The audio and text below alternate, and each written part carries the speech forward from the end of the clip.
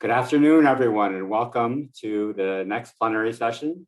My name is Carlos Martin. I'm a senior fellow at the Urban Institute, and we're very happy to be joined by an excellent cast of characters to have this conversation today. And good morning still to those in Alaska and Hawaii, our fellow citizens.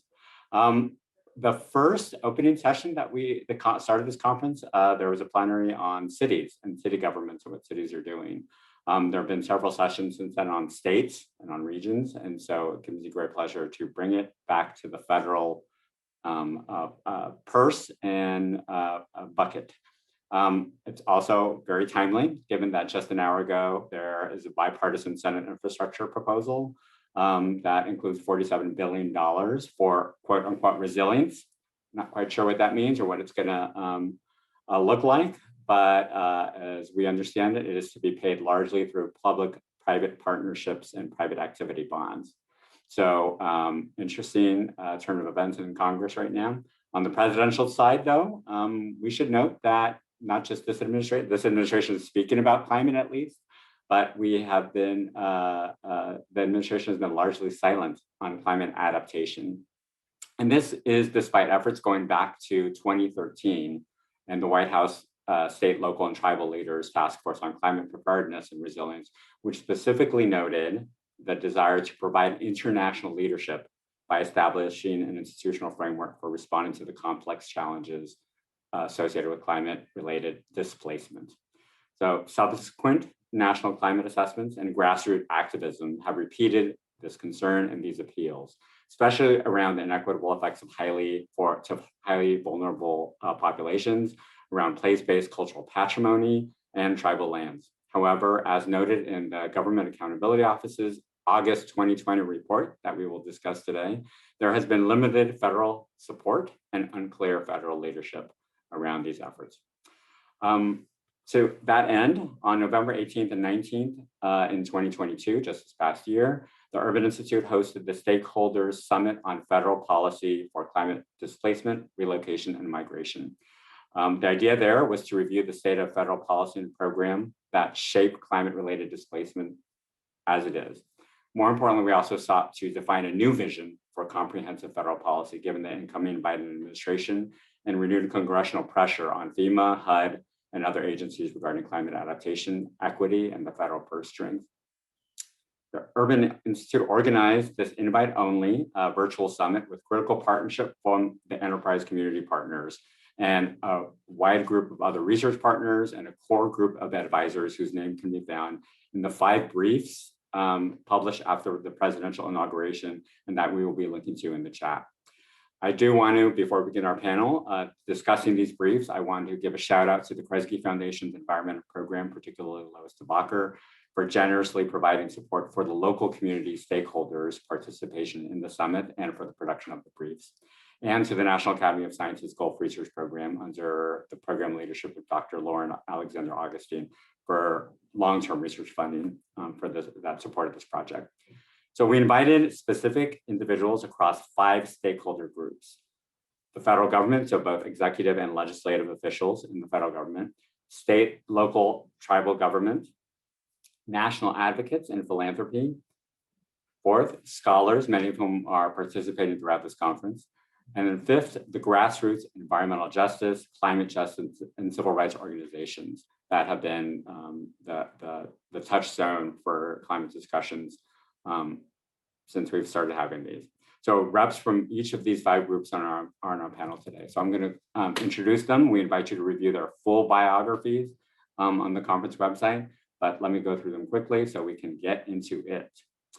First up, Dr. Robin Bronin, who is Executive Director of the Alaska Institute for Justice, the only nonprofit in Alaska that provides immigration legal services and trains bilingual Alaskans. Accolades are many of hers, including the 2020 Alaska Bar Association Human Rights Award, 2020 International Seroptimist Advancing the Rights of Women Award, and the 2007 Robert Hickerson Award for Public Service. Matt Sanders manages the state planning portfolio of Pew's Flood Prepared Communities Initiative, working with state officials and practitioners across the US to develop state resilience plans. Prior to his role at Pew, Matt was the Resilience Policy and Program Administrator for the state of Louisiana and represented the state of Louisiana and the Office of Community Development, where he worked since 2016 as a state champion in our conversations last November. In that position, he led, in the position of the state, he led the state's $92.6 million national disaster resilience competition grant from HUD, which included Louisiana's Strategic Adaptation for Future Environments, LA SAFE, and the resettlement of Ile-Jean-Jean, for which he was principal planner on both projects.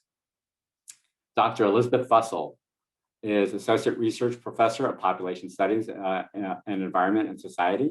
She is a sociologist and demographer whose research focuses on societal and environmental causes of migration and population change, and has been engaged in research on population change, particularly in New Orleans after Hurricane Katrina and the effects of hurricanes on populations, including work on the arrival and reception of the Latino immigrant labor force in the New Orleans area. She also investigates the effects of extreme weather events on migration systems and county level population change. Marion Mulligan McFadden, finally, is Senior Vice President for Public Policy and a Senior Advisor for Resilience at Enterprise. She leads policy development, research, and advocacy at the federal, state, and local levels for Enterprise. But previously, she served as Deputy Assistant Secretary for Grant Programs at the U.S. Department of Housing and Urban Development, where she oversaw programs including the Community Development Block Grant Program for Disaster Recovery, the Home Investment Partnerships Program, the Housing Trust Fund, the Neighborhood Stabilization Program, and CDBG DR. Marion also facilitated HUD's Rebuild by Design competition. And last but not least, Michael McMillan is a Senior Analyst for Natural Resources and Environment at the GAO, where he has served our country for almost 17 years. He's also joined by Joe Thompson, who you can see on our screen, who did a yeoman's job of presenting their report to the full summit that was conducted in November. So back to Michael. Micah's work focuses on climate change, water infrastructure, and the impacts of energy production on water quality. Pursuant to his scholarly interest in both public affairs and environmental water resource management that he developed at the O'Neill School of Public and Environmental Affairs at Indiana University. So we're really pleased to have this dream team of representatives from the stakeholder groups that attended the summit. So let's start off right away by talking about the basics about federal government role in this space and what we discussed in the summit. So the summit identified 3 persistent challenges in particular regarding federal authority in relationship to climate relocation and climate displacement. One was inconsistencies across the federal agencies. 2 was the issue of federalism and the moving line between federal, state, and local responsibilities. And then 3, the responsibilities beyond the public sector, including quasi-public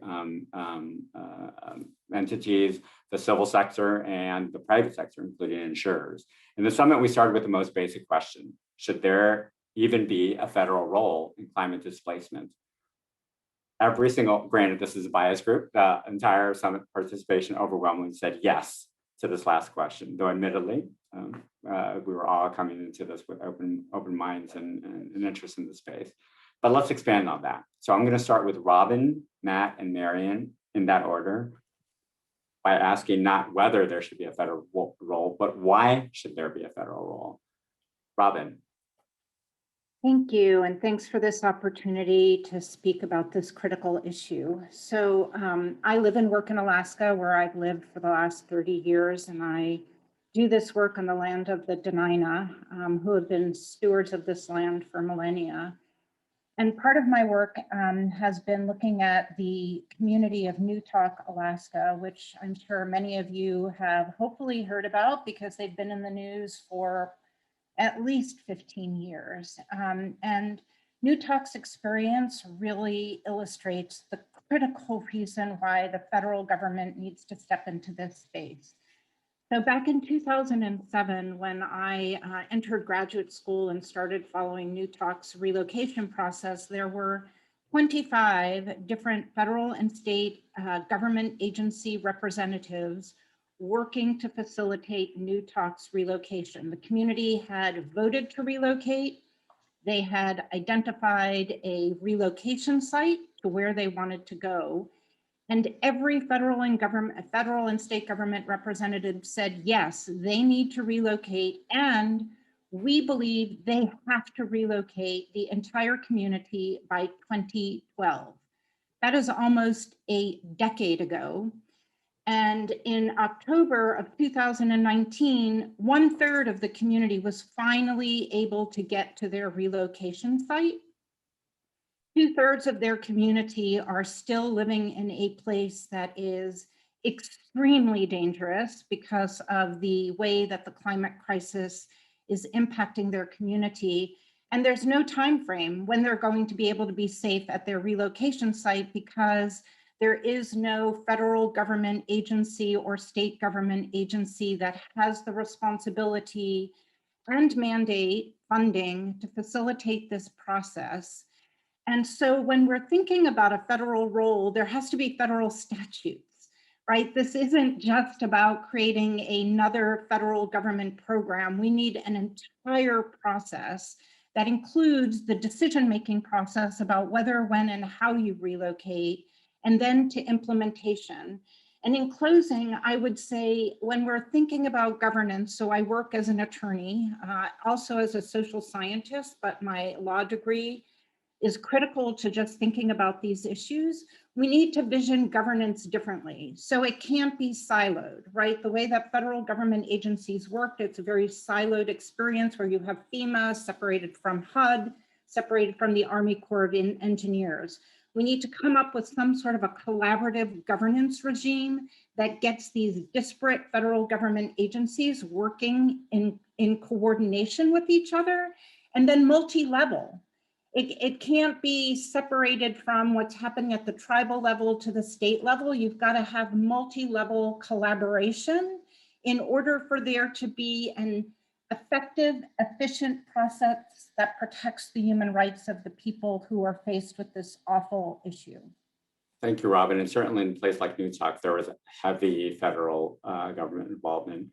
And I guess the only other case that we could talk about is the Ile de Jean Charles, which also had significant federal funding, but definitely filtered through the state. So Matt, why should there be a federal role if you're a state? I think, well, so first of all, I started my career working for the city of New York. I've spent most of my career to date working in state government in Louisiana. And I think there's a particular logic that informs your worldview depending on where you reside within government. So in essence, if you work at the municipal government level, you look up to the state and you say, well, if the state could just get its act together, we could accomplish X, Y, and Z things. And then when you're in state government, you look up to the federal government and you say, well, the federal government could just get its act together, we could do X, Y, and Z things. And then I suspect when you work in federal government, you look down and you say, look at all this money we're putting on the table to further state and local interests. Why can't they get their act together?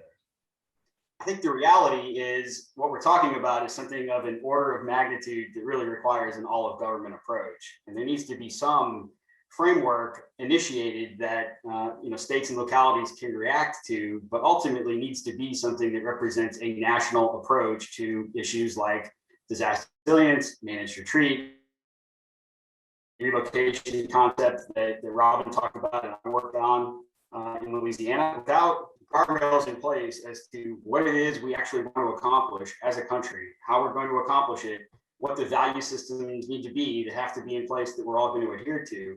I think it's really difficult for us to really end up with a construct by which, as more communities, unfortunately, are going to have to face the prospect of retreat in time, what that looks like, how it happens.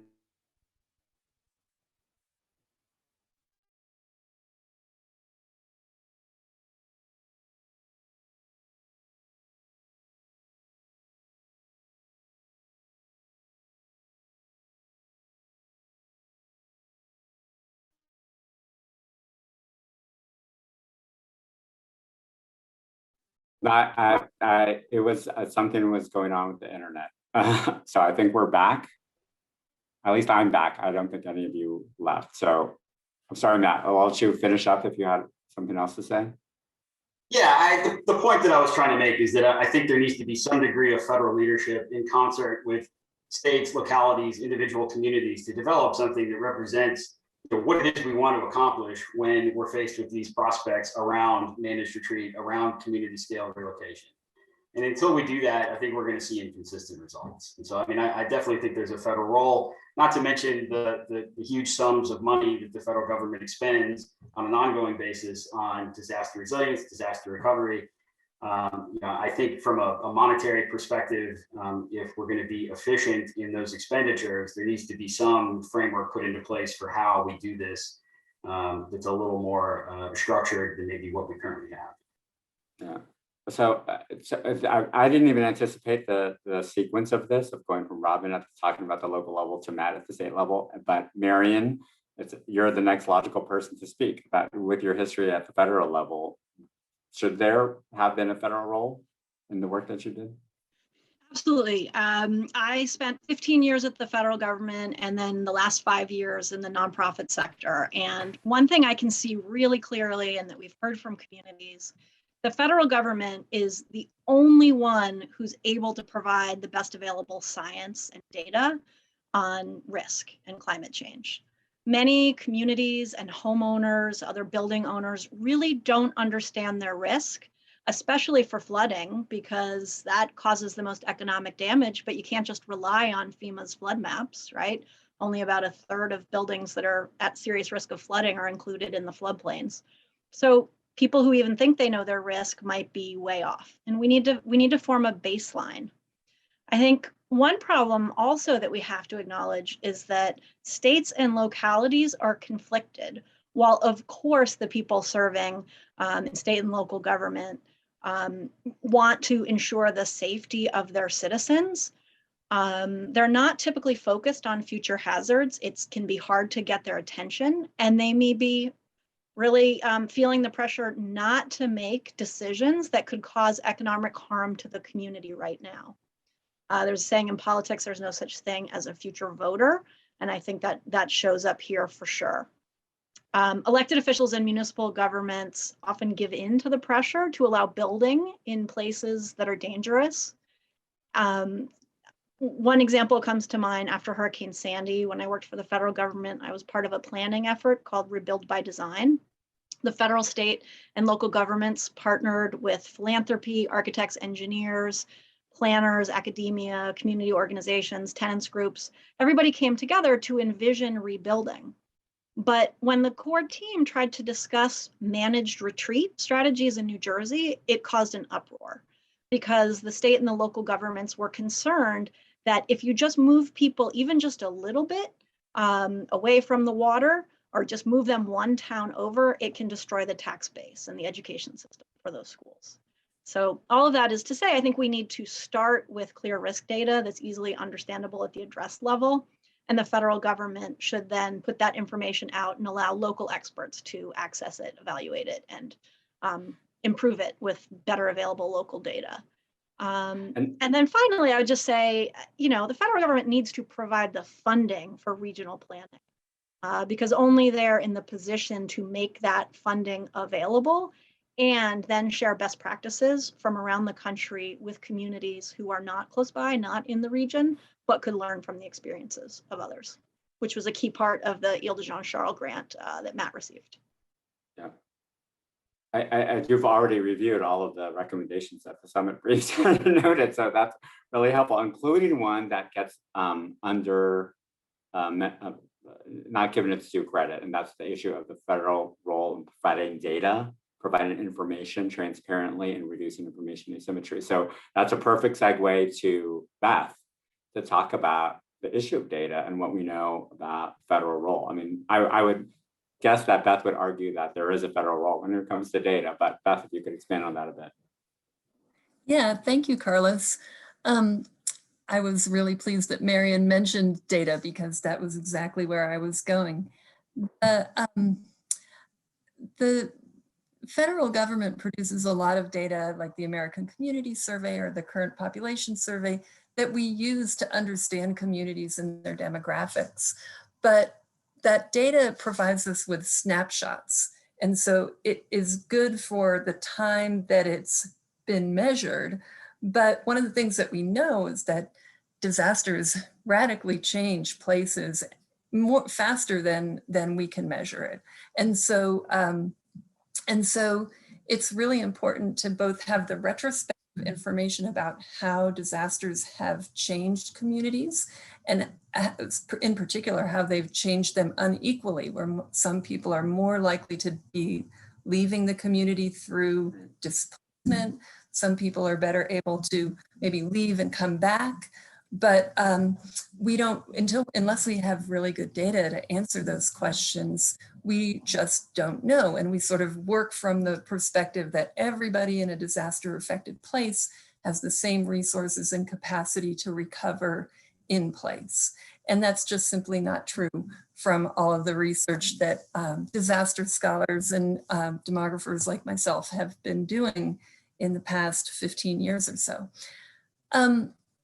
So the federal government does have the capacity to generate that data, and the Census Bureau is actually really engaged in some innovative data practices that I'm involved in and extremely excited about, because we are focusing on disaster impacts and following disaster affected communities over time.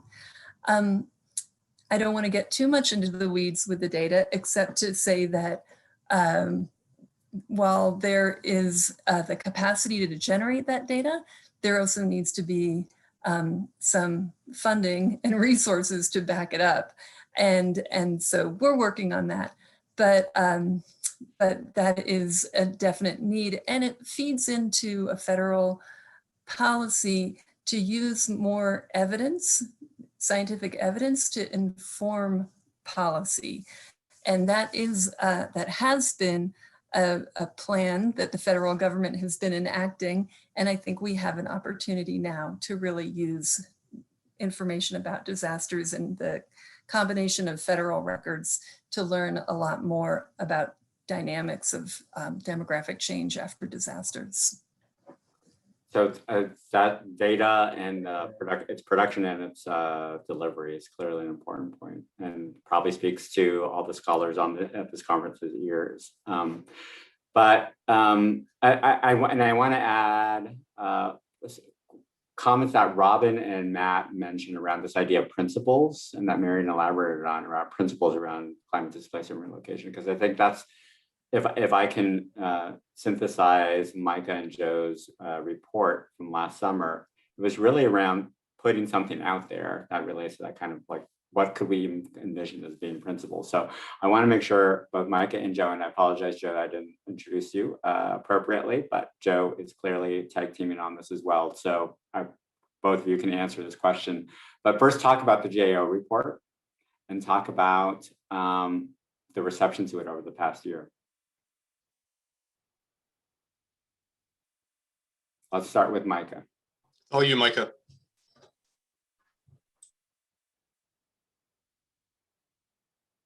Unmute, buddy.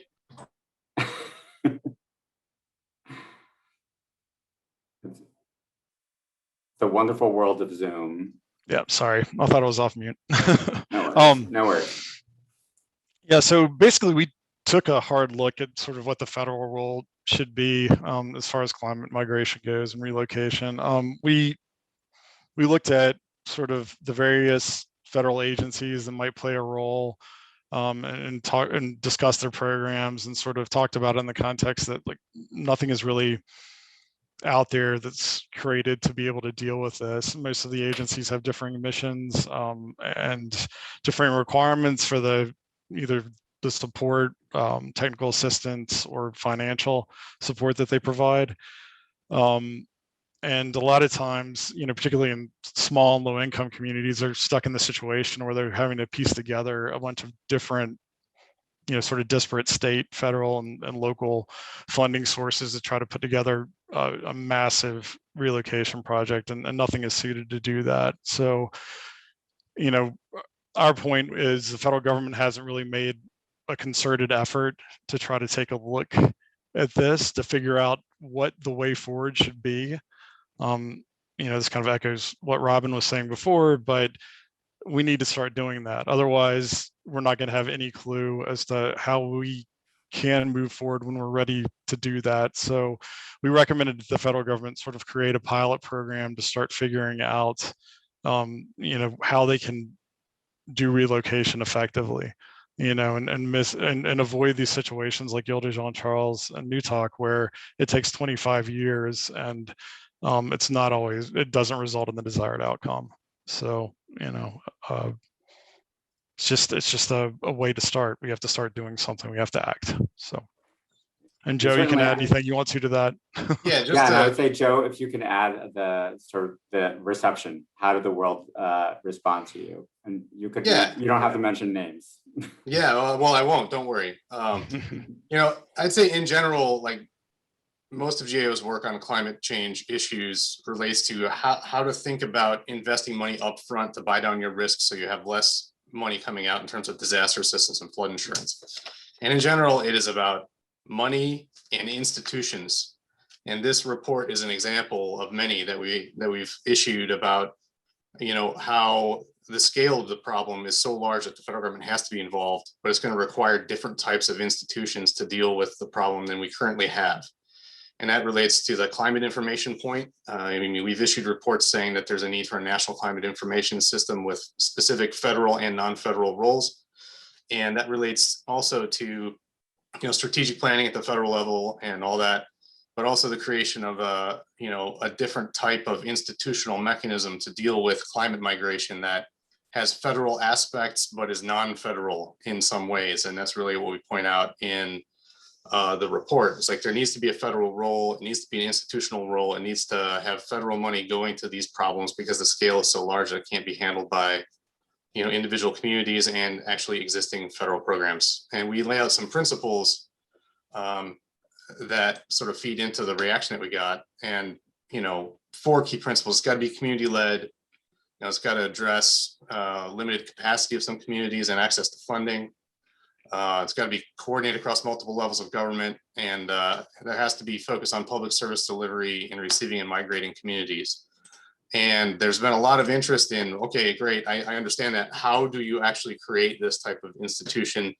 And we've had some interest up on the Hill about discussions about how you would design such an institution either within current federal programs or do something different entirely that has a sort of federal charter or federal nexus, but is not overtly federal. So there's been a lot of interest. There's been a lot of thinking about how to actually create a pilot program. And again, the key point of a pilot program is acknowledging that we really don't know how to do this. We don't know how to move entire communities out of harm's way and develop a new community from scratch or move the people to some community that already exists. We don't know how to do that, so we need to try, we need to fail fast, and we need to learn, and we need to have an institution that can allow that. So while I have you and Micah on the in front of everybody, I am curious about conversations about the carrots and sticks, because this has come up in the question. The questions are popping up, and it's something that Robin and Matt certainly alluded to. How do we inform? How do we get state and local governments to do that alignment? As Marion mentioned, sort of this sort of all of government. Matt said the whole of government approach to this. Is there sort of a set of carrots and sticks that can be offered or that would even be considered? Has anybody in the Hill mentioned anything like that to you?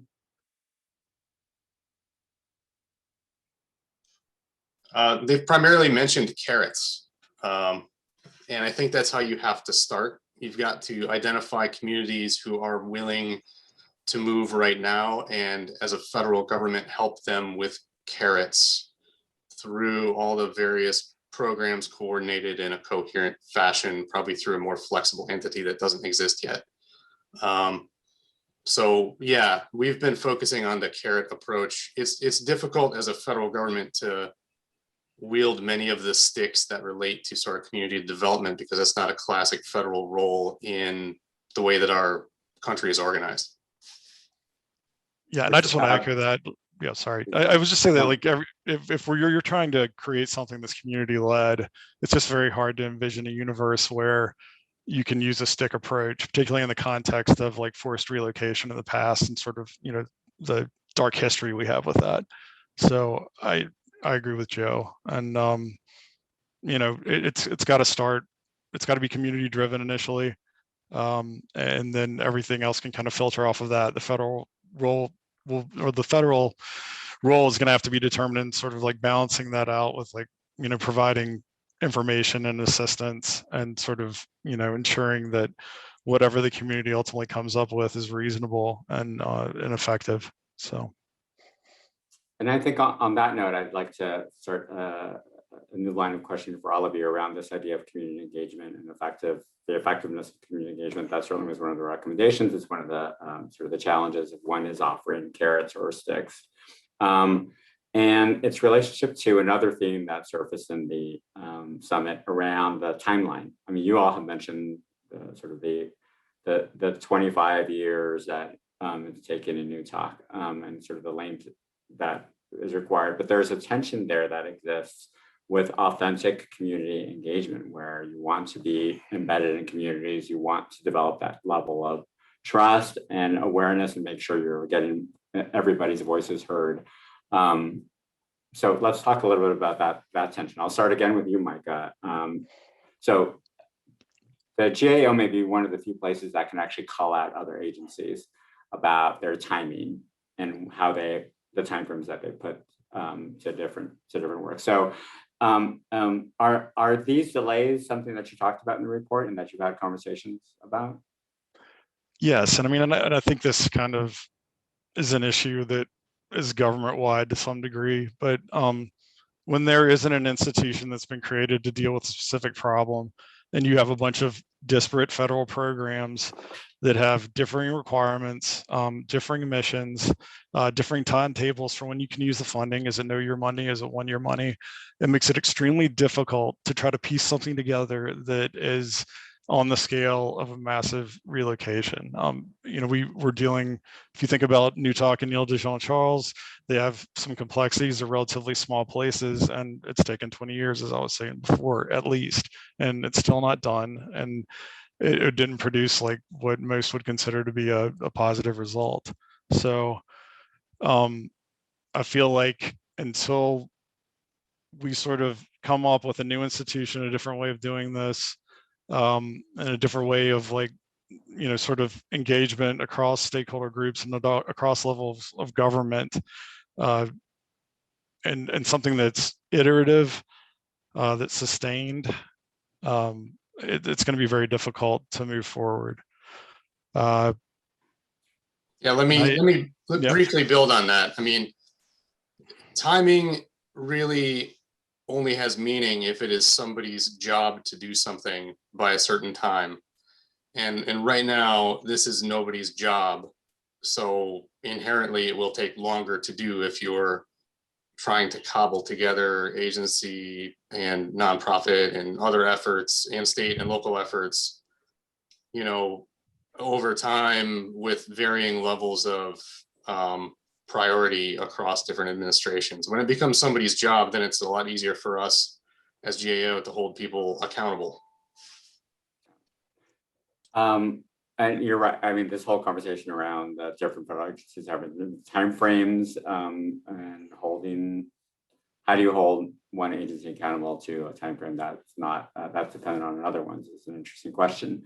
But on the note around timing, I actually want to turn to Beth for a second because something that you said stuck with me around the fact that the data that we have is a snapshot in time. So how do we, knowing that this is a phenomenon in motion, it's a dynamic reality of climate events, climate-related events, and climate-related displacements. How would you propose that federal government be involved in keeping up with these demographic and geographic changes? Well, the federal government actually has really excellent data to maybe not keep up with, like you can't necessarily produce the data to make it like what is on the ground yesterday, but we can look at the past and use that to inform our planning for the future. And I just want to point out that one of the things, you know, we're talking about community relocation where it's really moving whole communities, which is super important. I'm not going to take away from that. But migration is part of what happens just on a routine basis in the United States. People are moving all the time, typically fairly short distances.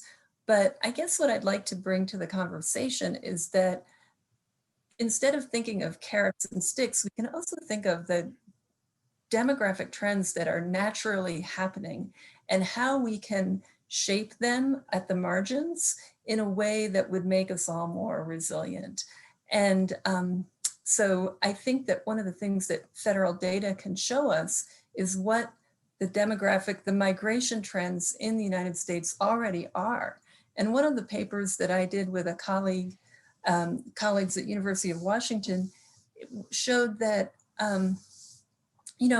urbanization has been a long time trend. It's been going on for over a century. And the way in which these trends operate means that we can look at when do disasters hit places, what happens to the population trend after the disaster. One of the things that we found out was that disasters typically don't affect the population of a place for a very long period of time. I mean, it doesn't make the population go up or down very quickly. And in fact, what typically we see is that a disaster might cause a blip in the population trend, but the trend will return to whatever the trend was before the disaster struck pretty quickly. So rural places that are already losing population are going to continue to lose population even after the disaster. The disaster might speed it up temporarily. And urban areas that are growing are going to maybe experience a slight decline in that growth trend, but they're going to return to that growth trend after a year or two as well. And so I'm just bringing this to the conversation because that was something that we found out from federal data. And it's really instructive to help us to think about how you actually leverage the existing trends in migration so that we can kind of bring that to bear on what we're thinking about when we think about how we can implement a climate adaptation policy.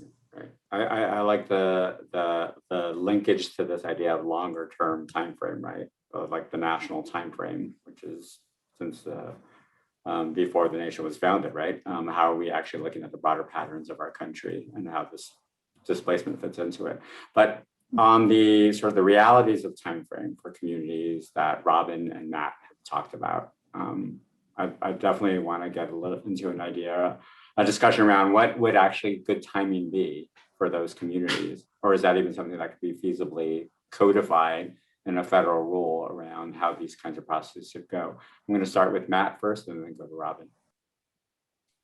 Sure. I hosted a panel this morning that included Eric Letvin from FEMA, who I see has joined us here this afternoon as well.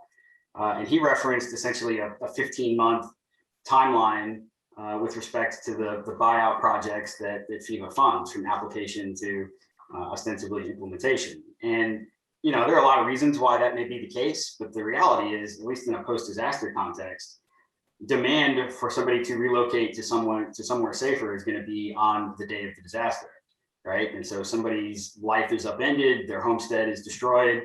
If there's ever a time by which somebody's going to make the decision to go live somewhere safer that might effectuate a higher quality of life and better outcomes for them in the long term, it's going to be in that moment in time. And then as the days go by, as the weeks go by, as the months go by, people do what they need to do to survive, right? So they start figuring out how to repair their homesteads. They start figuring out how to repair their lives. And if you're on say a 15-month timeline, by the time you get to 15 months, you've already put so much work into your own personal recovery that maybe you're not all of a sudden willing to go make that big leap to somewhere else that might, in the long run, be to your advantage. So, I think in a post-disaster context, there's got to be some more immediate mechanism by which funds can be released and be reactive to populations that are willing to make that decision in that moment in time. I think the bigger answer to the question, though, is really to place an emphasis on understanding current and future risk, and then applying and providing funding toward pre-disaster planning that ties that risk to the prospect for relocation that may be required now or into the future. And so, I mean, I don't think this is rocket science. I think if we know, for instance, in a coastal context, that sea level rise is going to cause a certain degree of impact over a period of time, and we understand that there's not a reasonable way by which we can prevent that impact, and by that nature, a community may not be viable in place, right? That's the moment that that realization takes place is the moment that the planning needs to begin to figure out how to actually do this in a thoughtful way that's going to be reflective of that community's values, needs, wants, desires, the whole hierarchy therein. So, I really think there's got to be an emphasis on pre-disaster planning, and there's got to be some immediate mechanism to release resources to be responsive to state and local needs. Right. And I that idea of personal decision-making around governmental timing and like choosing just to walk away from an assistance program or a buyout program in particular is a really interesting one. And I would like Robin to address this one, but before we get into, actually, Robin, go ahead while it's fresh in our heads. If you could talk about that, because you have one of the things that impressed me so much in the summit, that among the many contributions that you had, Robin, were these stories about people making decisions for their families, trying to figure out when they were moving, what was going to happen, what they were going to get, and sort of the inconsistencies that occurred with that. So if you could talk about some of those stories, that'd be great. Yeah, well, I think what I want to start with is like this institutional framework that doesn't exist when we're talking about community-led relocation and what that looks like. Because as we all know, people living in places that are going to eventually be submerged by sea level rise at this point in time have no desire to leave their homes. And I think it's really important, and folks have touched on this, there's an extreme difference in the way we respond to extreme weather events that are classified as disasters, and events like sea level rise and erosion, which don't even qualify for any federal funding. And it's going to be the combination of both that is going to cause places to become uninhabitable. And so the heart of our work in Alaska in designing this governance framework, because in our mind and working with the tribes, the critical piece is on the decision-making process. Like if we are true about community-led and the right to self-determination, it's not risk assessments done by outsiders from outside of the community coming in for that snapshot. It's doing what we call community-based environmental monitoring. And that is the heart of the work that we have done with state and federal government agencies. And it's a way to create multi-level collaborative governance structures outside of crisis. So you are creating a community-based environmental erosion monitoring, permafrost thaw monitoring, monitoring of flooding. And with the slow ongoing change, if you have community members monitoring these changes happening in their community and you're connecting them with state and federal government representatives that can then do predictive rates of change based on what community members are gathering, you're building that community-led process and getting state and federal government agencies involved before relocation needs to occur. So I just want to emphasize that, because I don't know of any other way. And, I've been doing this for a while and presenting this for a while. I don't know of any other way to get people who are very connected to their homes. And it's not just in Alaska. Of course, tribal communities have deep connections and are food gathering from the places where they live. Many people are really deeply rooted to their places that they call home and don't want to leave. And so we've got to create a process before that hurricane happens to begin a community conversation about whether or not we can stay where we are, because the predicted rate of erosion or sea level rise is going to compromise our ability to get potable water, our ability to grow food, our ability to have safe sewage systems. I mean, there are all these pieces that come before relocation. That decision needs to be made. So I don't think I've answered your question in regard to, you know, this awful decision, because it's awful. That's what I can tell you from working with the tribes that we work with. It is an awful decision to have to make. And it's even worse when you make the decision, as the community of Newtalk did, and the community of Kivalina did, and the community of Shikshmareth did. Each of these tribes made this decision decades ago, trying to protect their communities, and none of them are safe. And there's no timeline, as I previously mentioned, right? So it's just urgent that we figure this out before more communities are put into this situation. Thanks, Robin. So there are a streaming number of questions and comments that are coming out while you were talking, because inspired by your comments around this issue of the decision-making process, the difficulty, the challenges, and certainly the inequities around who makes these decisions and who benefits from the eventual outcomes. So I want to get into that, but I do want to just come back really quickly to this idea of citizen science that you brought up, and citizen scientists, and building the capacity of communities to be able to make these decisions, at least if not fully democratically within their communities, at least have the information and be involved in information gathering, from indigenous knowledge building about their environments to collecting new data. And I'd like to turn this really quickly to Marion and then back to Matt around how do we build that capacity? Because I'll push back on Robin a bit. There is the need for somebody to help build the capacity. And ideally, the communities would be able to do this, but they need the resources, they need the knowledge capital, intellectual capital. And Marion, you're coming from one of the country's leading TA providers for communities and community development.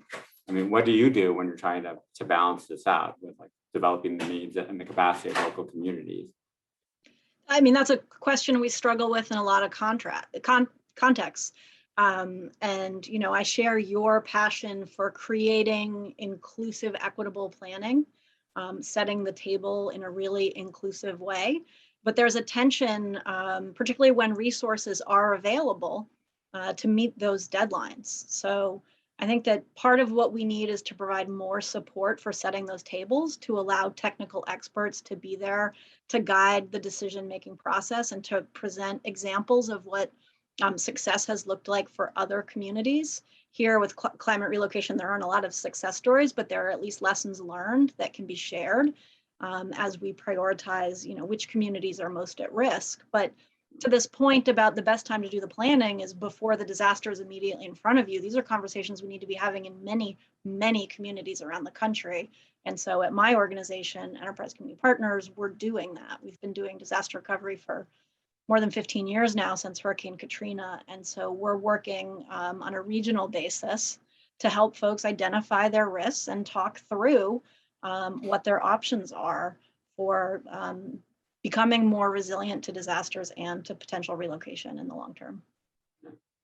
So and it's going to be a challenge. And I think this is the crux of what we were talking about in the summit in November, was this idea of really, if we're censoring the community, the local residents, in their decisions and their processes and their understanding of their environments, and that allowing them to make options, how do we do that in a way? I mean, just the language I just used still assumes that there's an external person coming in, right?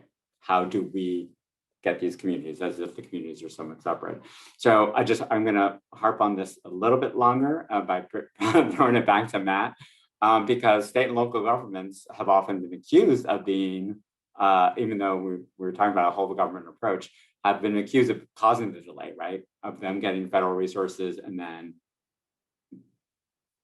finagling them and then working with their local residents. But there's no other entity beyond the state and local government that can play that intermediary role, right?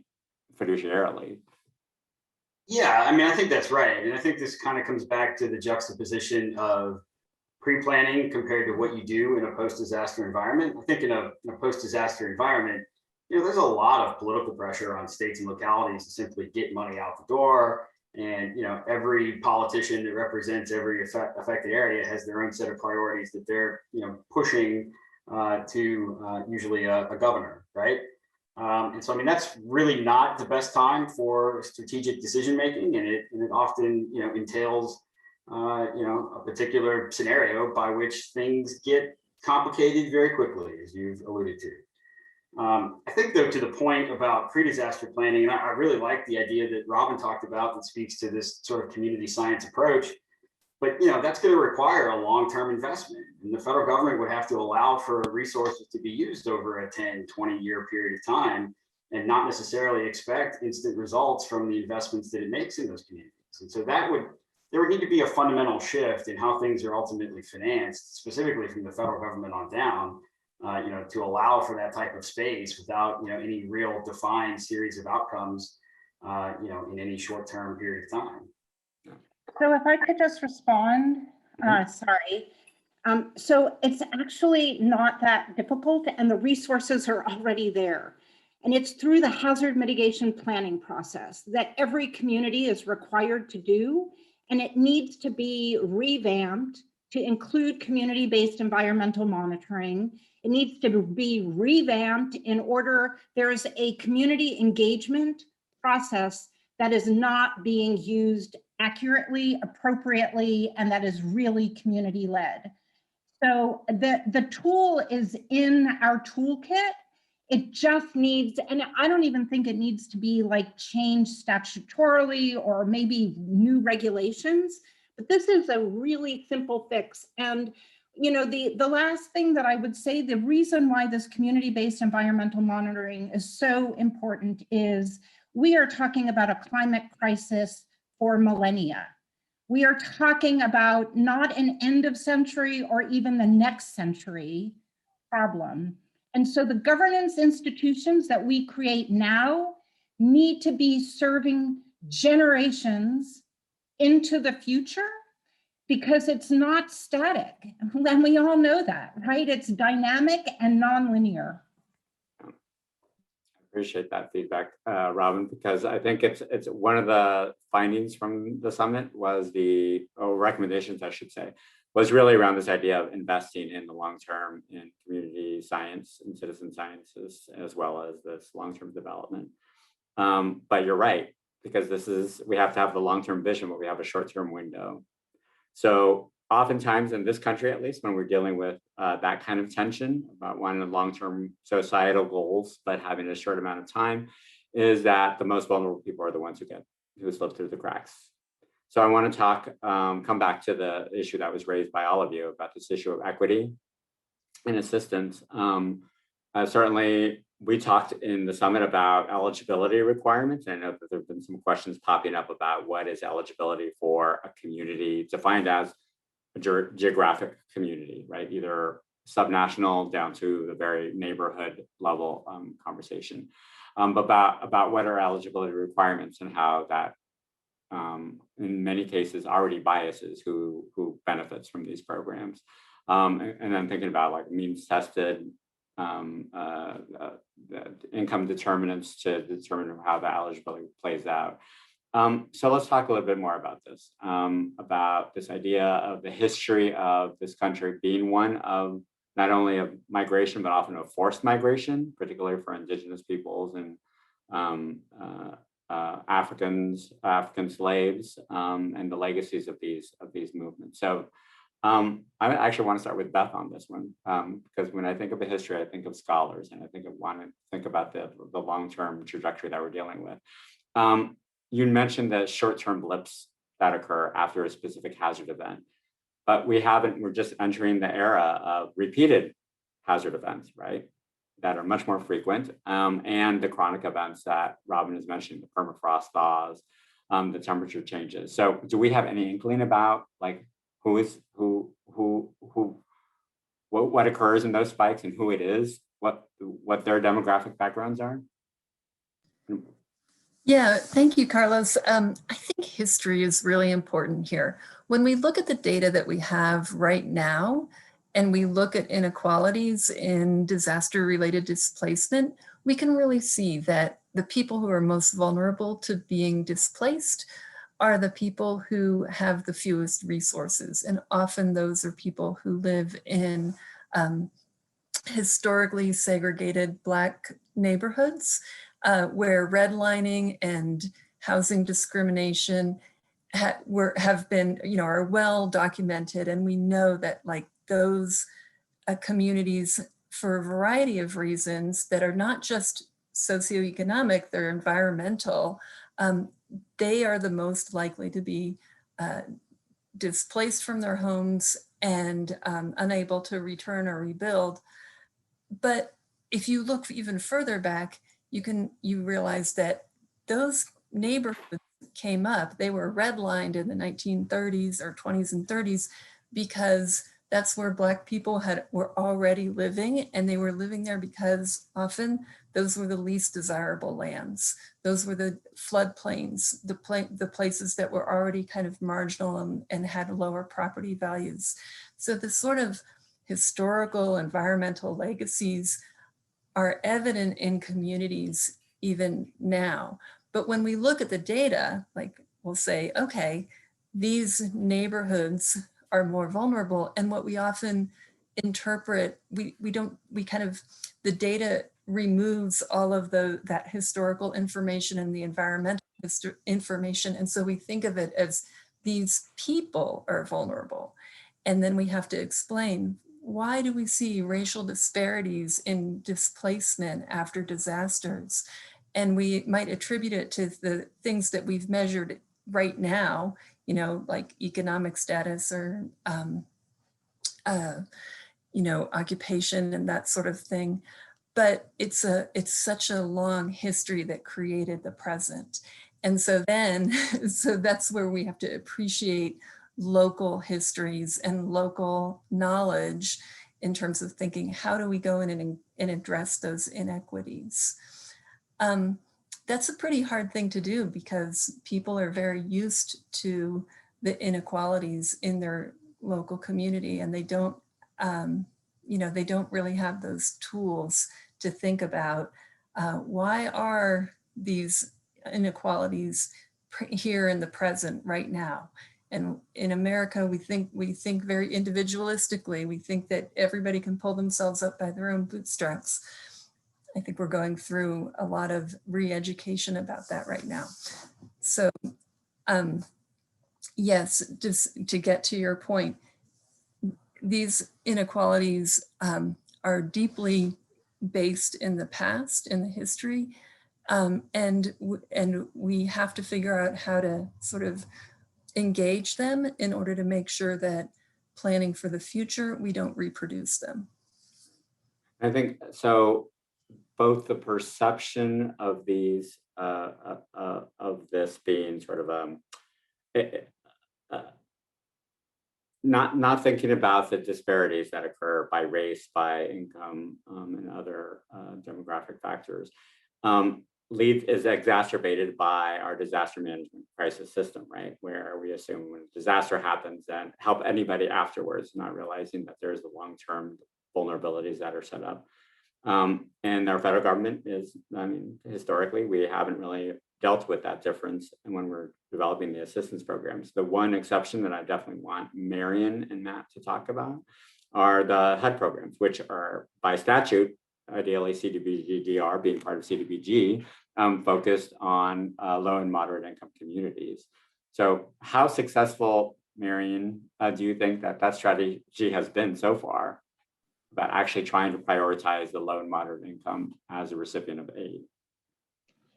It's an important question. And honestly, the pessimist in me wants to say, well, the biggest fair housing and civil rights lawsuits in HUD's history have come from these programs. So how successful could they be?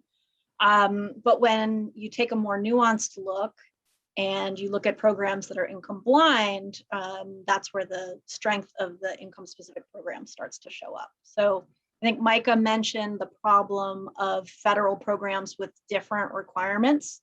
So HUD's programs require that the primary beneficiaries be low and moderate income people, but FEMA's statute actually forbids the consideration of income. So FEMA programs really haven't been set up to address the unique needs of the lowest income people who are not going to recover on their own. And sometimes they invite in HUD for support. But there are many more ways that low income people need support as disaster survivors. Things like help filling out applications for assistance and help dealing with rejection letters, understanding what kind of additional documentation is needed to meet all the federal red tape, which is kind of endless no matter what the program is, right? We need resource centers that are open all hours so that people who do shift work can access them. We need people in those centers who can serve the disaster survivors no matter what language they speak, things like this. And so I guess where I come down is I'm very much in favor of keeping but strengthening programs that are low and moderate income specific. HUD's gotten better about its own programs over the years. So politically, it tends to be higher income folks who have the greatest influence over local decision making. So particularly homeowners' needs rise to the top for governors or mayors. And so now HUD requires prioritizing affordable housing needs. I think that's really important. And then you think at the individual level, you kind of start to ask, well, if people are in this position, should they be accountable for their own decisions, or who was a wrongdoer that got them into this position? Is it the government that issued them a permit to build a property in a place where everyone should have known a disaster could be coming? Is it the government itself for failing to communicate that risk? Is it the government that failed to build community scale infrastructure? Or someone who holds the mortgage who could have gotten access to the data and didn't share it? Is it, not the owner for not buying more insurance, right? So you just look at it economically and say you wouldn't need the government's help if you had your own insurance. But when you come back to this question of people of modest means, by definition, they don't have the money to make different choices around paying more for insurance or locating somewhere else, because they're in many cases in the most dangerous places because that's what they can afford, right? So their properties are older and more subject to damage when a disaster happens, or just in a more dangerous location. And we saw before COVID, like more than a third of America can't scrape together $400 in an emergency. That definitely includes low and moderate income people, and I'm sure is much worse after COVID. So I think it's really important to keep this focus on income. Yeah, absolutely. And I feel like part of so this issue of accountability has come up, and it certainly came up in the summit repeatedly about which sector, which level of government, as well as individual and their private sector partners like insurers and the real estate development community, all that sort of thing. So I think one of the challenges is when we talk about equity, separate from equality, right? Where it's because apparently, the goal of so many federal assistance programs is to treat people equally. That the looking when you try to emphasize and prioritize low to moderate income households, as well as racial minorities in this country, is that there's often a backlash, right? That there are other people, particularly in the post-disaster scenario. So I'm going to toss this one to Matt, this question around how do you, when we've seen instances of hazard mitigation, of climate adaptation, in which low to moderate income communities are prioritized. We've seen this happen with the Harris County stormwater revenue bond, right? Where the Lena Hidalgo has prioritized Black and brown communities that are in low moderate, that have historically been underinvested in terms of their stormwater management, that there's a big backlash that people with more means and that are whiter would not approve of this. So I'm asking you this one because of your familiarity with state and local planning and government. How do you actually define programs that repair past wounds that are acceptable to the whole population, to the voting population in particular? Well, I would first say I don't know that there is, a right answer to that question, right? As public resources are ultimately allocated, there's always going to be some jockeying for position. Nobody wants to be left behind. And I think as you're alluding to, people of increased means have an increased ability to make their voices heard as part of a political discourse at times. And so, what I would say is, with reference to the idea that Marion was talking about. So you've got this array of HUD programs that all call for, specific expenditures on LMI populations. Well, I mean, if you go grant to grant to grant, that's not necessarily like consistent. Some grants it's 70%, some grants it's 50%. States and localities are always trying to push that envelope in some direction or another. And so there seems to be some inconsistency there. And I think it all speaks to the idea of, what are we trying to accomplish through these programs, right? One of the things that we encounter from a state perspective in a disaster recovery scenario as well, the resources aren't there to make everybody whole. Okay, well, what does that really mean? Does that mean that we design something that makes nobody whole? Does that mean that we design something that makes a few people whole, but not everybody, and we sort of mean test that? It sort of creates this scenario by which you have people in government that are ultimately engaging in this. I think as Marion talked about, like, well, whose fault is it that this, maladaptive development activity happened? I would suggest that we don't really need people at state and local government, sort of creating their own moral hazard tests in determining how funding should be dispersed to a population that's in need. And so, that would sort of harken back to what I discussed earlier, and the need of, some all of government approach, some common understanding of what it is we're trying to accomplish with the public subsidies that are available. I think that's a helpful way for us to think about this. And I think part of what I'm grappling with in the context of managed retreat of broader climate displacement is if we develop assistance programs at the federal level and we prioritize low to moderate income and historically underinvested communities, geographically communities, does that mean that we are only moving Black and brown people? Does that mean that we're only moving poor people, which has a different set of historical context, right, in this country, as I was talking about before? So let me actually go back to Micah and Joe. And like, how did you deal with this issue of which communities should be prioritized, and what happens when you prioritize poorer, browner, and Blacker communities versus deprioritizing wealthier, whiter communities? I mean, I think it goes back to some of the principles that were laid out in our report that Joe was talking about before. I think the first one, the most important one in this context is it being community-led. It's got to be something that the community wants, and it's got to be something that takes into consideration their value systems. Like, what are their cultural values? Like, what is their cultural and economic identity? So they can sort of, set those parameters themselves. And then I think it's sort of, the other aspects of our report that I think touch on this to some degree goes back to what Marion was talking about, just in terms of being able to provide support to develop the capacity at that level. Not only the technical capacity, but the capacity to access funding. And then also just sort of, if you do ultimately decide to relocate, like, how are you going to be able to provide those services? Not only in the place that you're relocating from, but the place that you're relocating to. Like, what is the receiving community capable of providing those services? And I think that gets at a lot of the challenges that low income and some minority communities are dealing with. So, I think that we'll see if they ultimately implement what we're recommending. I don't know that we have all the answers. I just think we've kind of laid out some principles that could potentially help with that issue, and help with the equity challenges.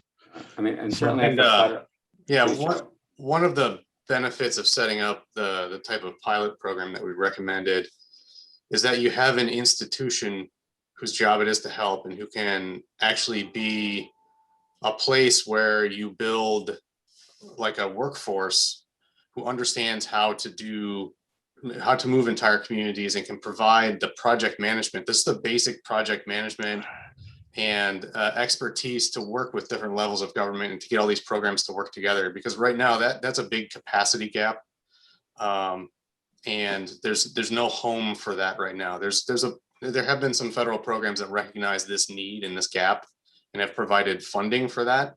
But that funding is short term. Who provides the home and like the workforce and the institutional capacity over the long run to sort of enable these? Let's pretend you want a grant. How do you manage the grant over time? How do you actually make sense of it over the long run and make sure that it's invested the right way with community input?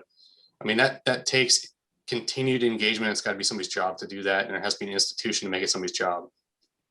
Yeah. And so both at the federal and the local level, the challenge, I think, that is, in the best of scenarios, the federal government is there to make sure that they're any concerns about equity, any prioritization of people whose voices are not heard, it is codified, right? Because we've seen in the post-civil rights era, particularly recently, the diminishing attempts to diminish voting and democracy, right? So how do we deal with those local communities that where the decision makers are actually the ones who are actually causing problems, as much as any broader environmental effect? So I'm going to start around robin with different questions that have been popping up, and I want one more question on the equity side. And directed to Robin, I think is best suited to answer this one around the idea that a lot of, knowing these histories of long-term displacement, forced displacement at the hands of the federal government, how a lot of activists in this space have talked about the right to return, to communities, particularly after an acute hazard event. In many cases, as you've noted, in Alaskan Native communities, there is no physical home to return to, right? As permafrost goes, the land goes. So can you provide us some insight on what you think the federal policy should be around addressing that kind of vulnerability equitably and acknowledging people's sense of place and location while accounting for the environmental reality that location may not physically exist in the same way? Yeah, so, based on our work in Alaska, and again, this is about creating a federal statutory framework, is people need to maintain access to the places they leave. Because if those places are still, I'm talking about in a coastal reality, if those places are still above water, but even if, the ocean is the place where you have ancestral, spiritual, and subsistence gathering, activities, heritage, that you need to be able to maintain access to those places. And just to follow on the previous conversation, we're talking about this issue using the current paradigm that currently exists that is completely inadequate. We've each mentioned that. And what I think needs to happen, and the paper that I just published, by NYU, is working groups. So in creating the pilot project, there need to be regional working groups, because the issue that Beth raised is absolutely critical. We need to know in depth how those historical legacies of racism and colonialism continue to be perpetuated today through, the cost benefit analysis of federal government programs and the cost share match, right? We need to understand these regionally, what's happening, so that we can develop policies that are reflective of the people. And the working groups need to include the communities on the ground, people living in those places, not just government officials, and all community members. Because one of the challenges, I think, in the divisive nature of what's happening in this country is we're not having dialogue across these political, different political perspectives. And that absolutely needs to happen now, before crisis happens with the next extreme weather event, where, millions of people may be not able to go back to their home. Thank you for that, Robin. And I do want to let the group know that the paper that Robin is referencing is in the chat, as well as the federal briefs that came out. Federal briefs, there's one large one on the federal recommendations to the federal both agencies and legislatures, and 4 other ones that are directed to the specific stakeholder group. So I'd encourage you to read Robin's paper and follow up with the briefs, as well as we can get the GAO report. I'm assuming 99.9% of the people attending this conference have read the GAO report and have comments on it. But we're happy to put that up as well. So speaking of that, let me do some round robin around federal questions, and then I'll let the panelists both address these as well as answer any other questions that we're seeing popping up in the chat. I'm thinking federal, in front of mind right now is this, because of the bipartisan Senate infrastructure proposal, is the federal government, what they've done and what they say they will do in this space. And it's fair to say, we've said it already, that the administration has only tweaked at the edges of climate adaptation policy. And that's in this current administration that actually uses and believes the science around climate change. So unfortunately, that means that with not that much conversation about climate adaptation, but largely there's been much less on climate displacement, though I do want to say that in the American Jobs Act, there is the mention of the transition and relocation assistance to vulnerable tribal communities. Not quite appropriations associated with that yet, or clarity around what it's going to be. But I'm going to pass different questions around the current federal role to each of you. Now, understanding that Micah and Joe can't really speak to legislation, so feel free to defer as much as you can, but let's talk about the monies. Like, you're best equipped to talk about the do-re-mi that needs to be ponied up. Particularly given the federal coffers are the biggest in this world. 47 billion is not going to get you very far. What do you think in your report and the thinking that you did in the report? What's the magnitude of costs that you're considering if this pilot were to become scaled up? I have no idea. Yeah, and I think the larger issue is, even if you consider climate migration as a separate thing and try to think about, okay, we need to move some communities out of harm's way, that implies that you've actually made a decision to move some communities out of harm's way and protect others. And how are you paying to protect the communities you're going to protect? That goes into like a higher level prioritization discussion that we don't have really a mechanism to deal with yet. And when you're talking about big money in an infrastructure bill, say $47 billion for resilience, okay, what does that mean? Who's going to make a decision about what you're going to protect and what you're not, and then how you're going to move people out of harm's way? Are we going to have it be a grant program through existing mechanisms, or is this going to be some set aside money that's controlled by the federal government somehow?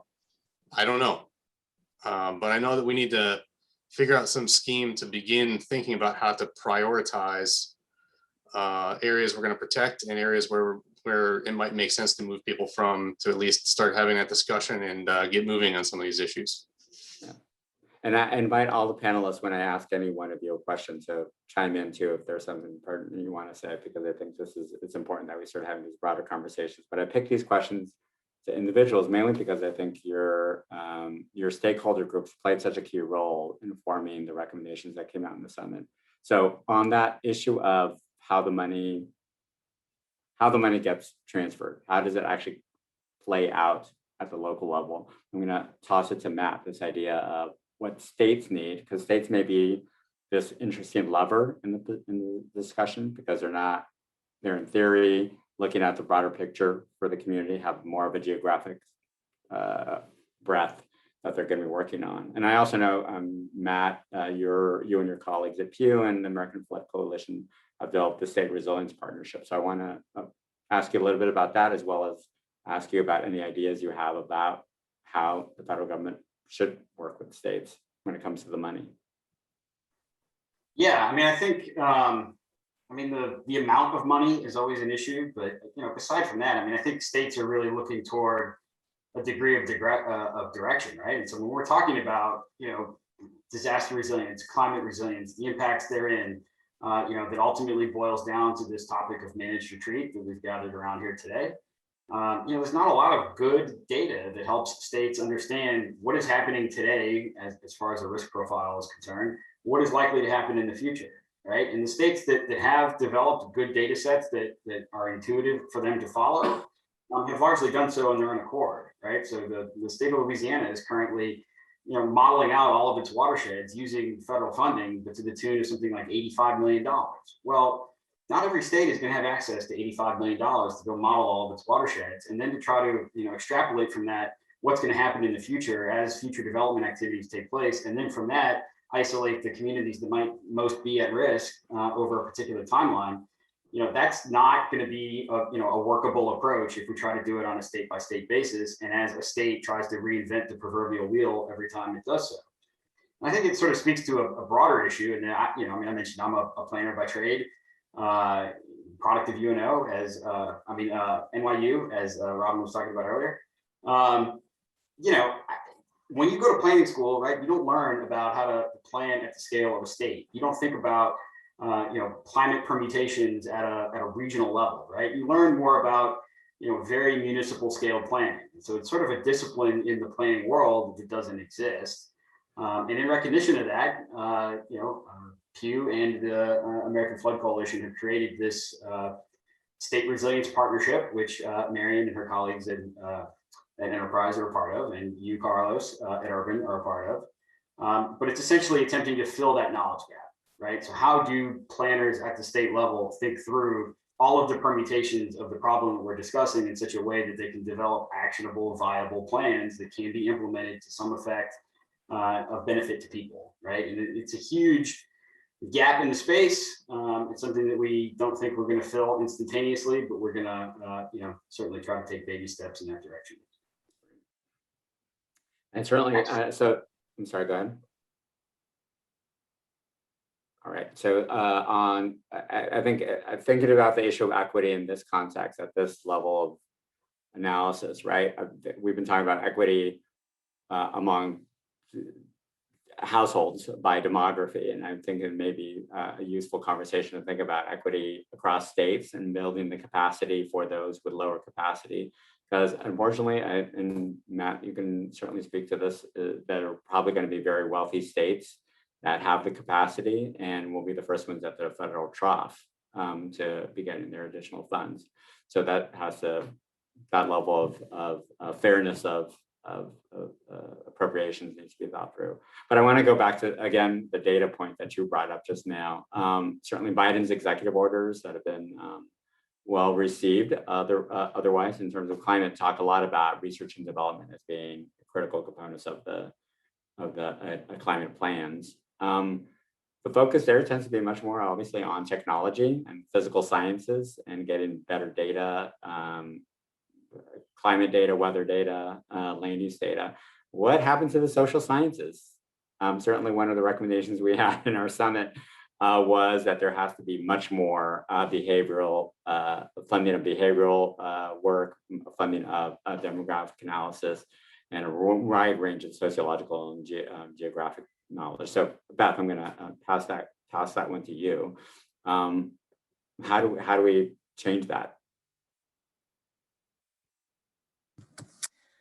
So I completely agree that the social sciences need to play a bigger role in these conversations about how people actually behave in response to all of the signals that are coming from the environment, whether they're coming directly from the environment or whether they're channeled through changing markets, whether it's a labor market or a market for, some commodities. I think that, the National Science Foundation and the National Institutes of Health are the main federal funders of social science research.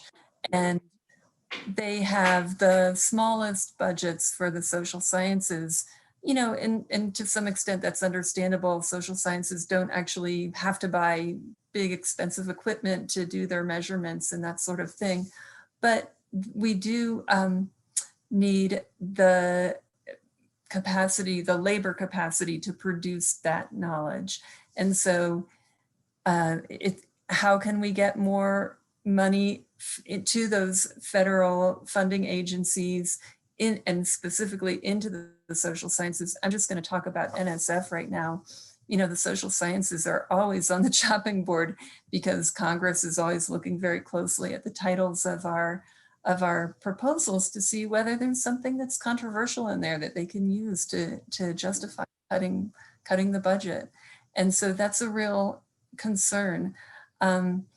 How do we, I think we're finally moving out of the era of climate denialism I'm hoping, in Congress, so that those titles can't be used against the social sciences when our proposals are funded and they're trying to figure out whether or not it's too politically motivated. But that's what social scientists need in order to engage more deeply in this conversation. And that certainly that recommendation came out loud and strong in the summit briefs of investing in a wider set of research projects that would provide the evidence for the kinds of pilots that Mike and Joe are talking about. I do want to, I'm thinking about the capacity building, again, the issue at the local level of capacity building. We've talked about city and state governments maybe not being the best vehicles for that. National advocates trying to provide some semblance of consistent technical information, et cetera. But I'm going to pass it to Robin because I'm curious about one of the recommendations that came out in the summit was how about paying the local environmental justice, climate justice, civil rights organizations to be these conduits, these intermediaries. What are your thoughts on that, Robin? Thank you. Well, I think that that's a critical piece of this. And in other sessions, we've talked about how inaccessible funding is, for instance, from the National Science Foundation for tribes or community-based organizations based on the grant management and eligibility criteria of writing those proposals. And so there needs to be a mechanism of doing capacity building with community organizations and also with tribes so they can access that funding and have them define the research questions, whether it's the social sciences or other sciences, that they're the ones defining those questions, identifying the methodologies, and then inviting us to the table. So that we're not setting the table and inviting them at some point in the process. They're the ones setting the table and inviting us with whatever expertise that we have to contribute to them making these really, really difficult decisions. That's absolutely critical. And I hope the summit briefs conveyed that appropriately, that it really is about folks making their own life decisions in addition to informing the federal government. So I'm going to give the last word to my partner in crime, Marian McFadden, mainly around the current Biden administration proposals. So I do want to note that Marian's my partner in crime because not only did enterprise community partners heavily support the summit, but have also were instrumental in producing these briefs and circulating them among federal entities, both on the Hill and in the new administration. So I have a question for you, Marian, and I would say you've written a lot about this in previous administrations and what they should do with regard to climate and resilience. What is at the very top of your list? So I will also encourage everyone to take a look at those briefs that Carlos wrote with support from my colleagues at Enterprise. Highlight some of those other themes about prioritizing the vulnerable, right? And making sure that we involve all residents. But really what's top of mind for me is ensuring that we can get dollars to flow to the ground. So the federal government needs to find a way to create a new program or to amend existing programs so that funds are flowing now to governments as well as to the nonprofits and other community organizations doing the work, the planning and the relocation work. I think we definitely need to look at disaster recovery funding and find a way to attach parallel funding for communities that are receiving displaced residents. So tremendous to see the Biden administration determine that they're going to do twice as much BRIC funding at FEMA, the new resilience money. We hope that's great. We don't know because we haven't seen the first round of money come out and see where it goes, but twice as much is probably a great thing. But we really need to follow that money all the way through to ensure that, yes, the governments receive it for their infrastructure work and their social services, but that it also gets to the community organizations who are the most closely tied to the most vulnerable people. Excellent advice. You are channeling Dr. Robert Bullard, who always says when I ask him for his opinion on anything, he says, follow the money, Carlos. And that you will find where people's true values and principles lie. So I want to end this by thanking all of the 6 panelists for such a wonderful conversation. I apologize to all of the attendees who have been putting up great questions. Hopefully we got to most of them in some way or fashion, but I would encourage you all to continue the conversation, to read Robin's article, to read the summit briefs, as well as the GAO report from, was it August 2020 or July 2020? I always forget which month. We'll assume it was last summer, 2020, as well as read all the work that Matt and Beth and Marion are producing from Enterprise Community Partners, from Pew, and from the scholarly world. Great advice from the team. Thank you all, and enjoy the rest of the conference. Thank you.